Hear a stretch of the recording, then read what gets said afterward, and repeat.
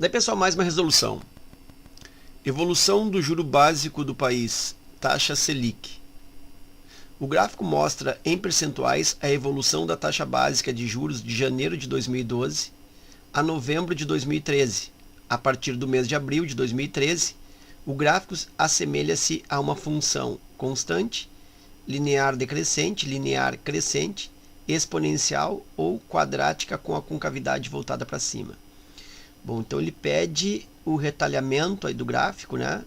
A partir de abril de 2013. Então ele quer esse ponto de referência de abril de 2013, abril de 2013, aqui está 2012, 2012, 2012, outubro, janeiro 2013, abril de 2013. Então abril de 2013, ó, se refere a esse ponto. Então ele quer esse intervalo de gráfico. Ele quer este pedaço aqui do gráfico. Ok? Ele quer de abril, a partir de abril de 2013. O gráfico como um todo tem um aspecto, né? Mas de abril de 2013 em diante vai ter uma outra característica. Eu vou colocar aqui na lâmina um resumo dos gráficos que estão mencionados nas alternativas, para que a questão tenha aí um ganho resolutivo, né? Um aproveitamento didático mais interessante. Deixa eu colocar aqui, ó. Bom, então tem esse resumo, lembrando que eu quero de abril de 2013, então eu quero este pedaço aqui, deixa eu usar a cor aqui, ó. Eu quero este pedaço aqui do gráfico, ok? Então é isso que eu quero mencionar.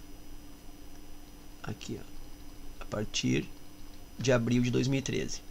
Bom, e aí aqui embaixo eu tenho alguns modelos gráficos. Eu tenho essa função assim, ó, com um segmento paralelo ao eixo horizontal. Isso é típico de uma função constante. Então a função constante tem como referência gráfica uma reta paralela ao eixo dos x, tanto em cima quanto embaixo, depende do valor dessa constante, valor positivo em cima, valor negativo embaixo. Esta outra função aqui, ela tem um segmento, mas não paralelo ao x, é um segmento com uma ascendência, subindo. Então aqui eu posso dizer que é um crescimento linear e é crescente, né? Então é um comportamento linear crescente ou crescente de forma linear. Esse outro aqui também é um segmento, mas está em decaimento aqui, ó. Está diminuindo. Então o crescimento aqui é linear também, aliás, o comportamento é linear também, mas com decrescimento. Então é um linear decrescente. Aí depois eu tenho esta curva aqui, ó, uma ascendência com uma suavidade aqui, e a partir, à medida que vai avançando no x, essa suavidade vai diminuindo, vai ficando mais, uma subida mais acelerada, vamos dizer assim, né?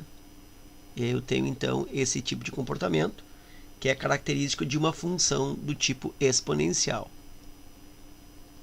E ela é uma exponencial crescente. O y está em crescimento aí. Exponencial crescente. Esse gráfico que está ao lado também é uma exponencial. Olha só, aqui um decrescimento forte, né, intenso, acelerado, e aqui uma amenização desse decrescimento. O decrescimento vai suavizando.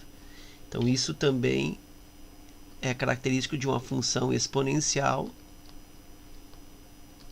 mas decrescente.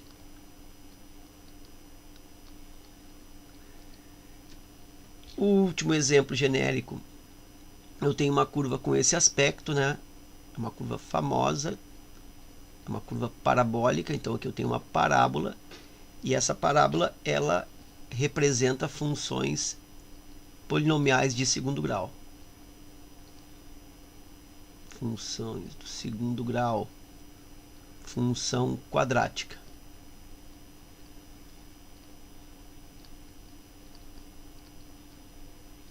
Ok? Bom, então agora eu posso pensar nesse pedaço do gráfico que eu quero analisar, de abril em diante, e percebo que ele é um segmento de reta, né?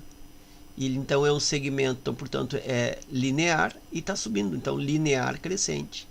Então eu fico com a letra D, porque esse gráfico se aproxima dessa análise geral que eu havia feito antes. Se eu considerasse o gráfico como um todo, se eu considerasse, e isso pode servir até como pegadinha para essa questão, se eu considerasse toda a curva desde janeiro de 2012, toda a extensão da evolução da taxa Selic desde janeiro de 2012 até a última medição aqui que eu tenho representada, que é novembro de 2013, se eu considerar toda essa extensão, aí essa curva se assemelha com essa função aqui, ó, uma função do segundo grau.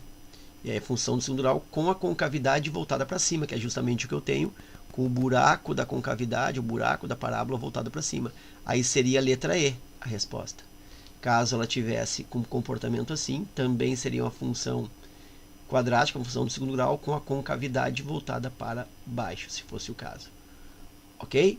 Então, de qualquer forma, ficamos com a letra C, porque só interessa de abril em diante, e aí isso é um segmento de reta no sentido de crescimento, função linear crescente.